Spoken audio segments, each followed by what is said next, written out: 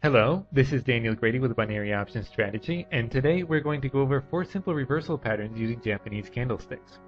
Have you heard the saying, the trend is your friend? Well, this is the opposite.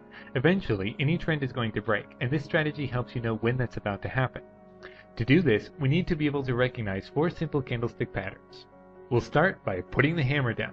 A hammer is a candle with a small body and a long shadow beneath it. Whether it's an up or down candle doesn't matter as much as the shape. It has a small body as close to a doji as possible and a long shadow at least twice as long as the body. You want to look for a hammer at the end of a downward movement. It shows that buyers are starting to get the upper hand and that the market will likely start going up.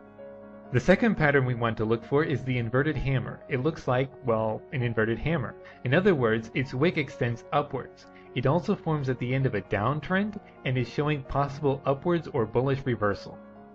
Next is the shooting star. It looks exactly like the inverted hammer, but it forms at the end of an upward trend. It shows that the bears are starting to get the upper hand and the market is about to go down.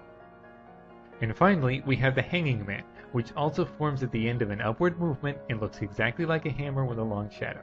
Remember, the color of a candle is not as important as the trend before it. In other words, for example, the only difference between an inverted hammer and a shooting star is that the inverted hammer forms at the end of a downward movement, while the shooting star forms at the end of an upward movement. Now that we know what patterns we're looking for, we can incorporate them into trading strategy. To do this, open your charting software in the same time frame as the expiry of your options, which I explained how to do in the previous video.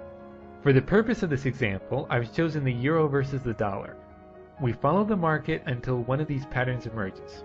As it happens, in this graph we can see an upward trend ending in a hanging man. Notice how there's a relatively small body and almost no wick, but a very long shadow. This would be a good time to switch to your binary options trading platform and buy a put at the beginning of the next period.